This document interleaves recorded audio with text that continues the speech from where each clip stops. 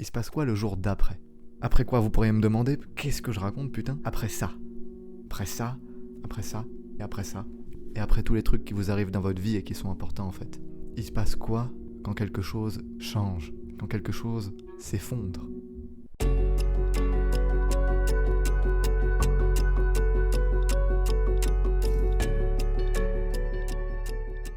Tout d'abord, bonjour.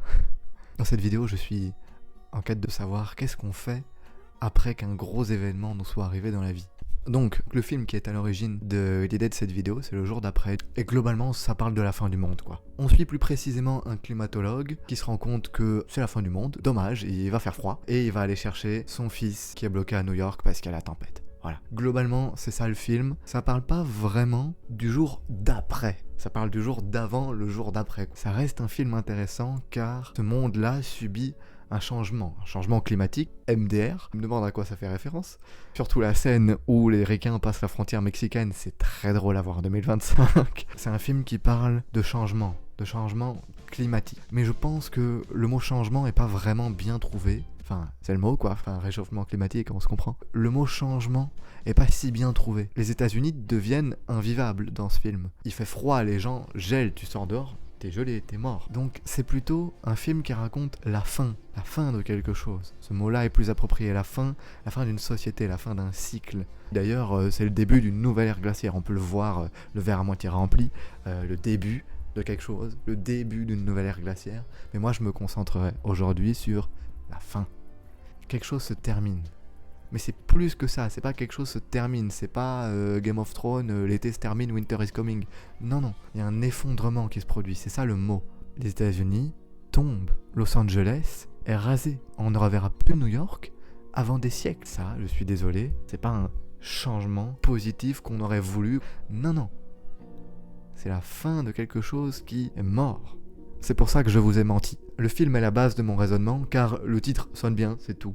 Et que je voulais vraiment le voir de fou le 1er novembre. Mais en fait, il n'a fait aucun déclic pour moi parce que ça ne parle pas. Ça ne me parle pas, c'est pas la fin, c'est pas la mort. À moins que vous subissiez un deuil, c'est pas votre cas non plus. C'est pas la fin de toute chose, de toute vie qui vous touche. C'est bel et bien un changement, on passe d'un état à un autre. Pas l'état arrête de vivre et retourne à la terre avec les petits vers. Le jour d'après n'est pas un film qui parle de notre sujet dont on est à la recherche. Qu'est-ce qui se passe le jour d'après? Qu'est-ce qu'on fait maintenant?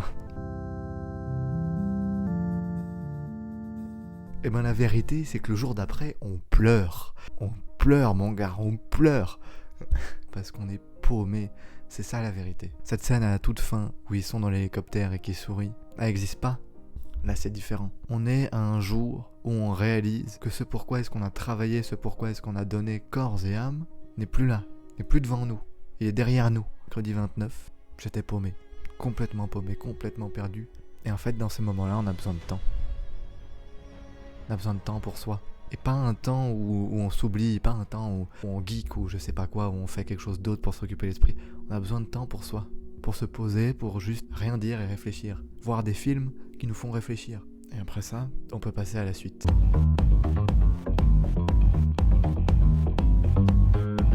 La réponse effectivement à tout ça, c'est juste prendre du temps pour soi. Penser. Penser à ce qu'on vient de vivre, à ce qu'on veut faire, se trouver. C'est une quête de sens qu'il faut mener en fait. Qu'il faut pas se cacher, s'enterrer, je ne sais sous quelle neige d'hiver. J'espère que c'est l'hiver quand cette vidéo sort, parce que là je tourne, on est le 1er novembre. Pitié. Il faut penser, il faut réfléchir sur soi. Et vraiment, pas aller se cacher comme j'ai tendance à faire, et essayer d'oublier qu'est-ce qui nous arrive, qu'est-ce qu'on veut, toute la quête de sens qu'on doit faire.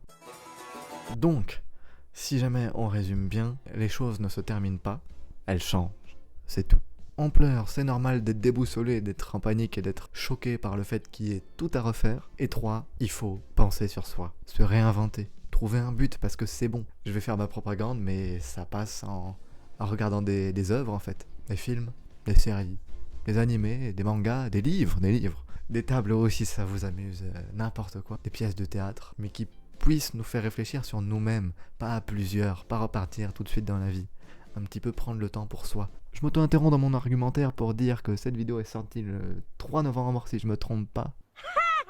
Mais il y a la suite de cette vidéo, car oui, il y a une suite, qui sera une critique slash essai vidéo comme je viens de faire, qui sort le 7 novembre. Donc, 7 novembre, la suite, les réponses à cette vidéo.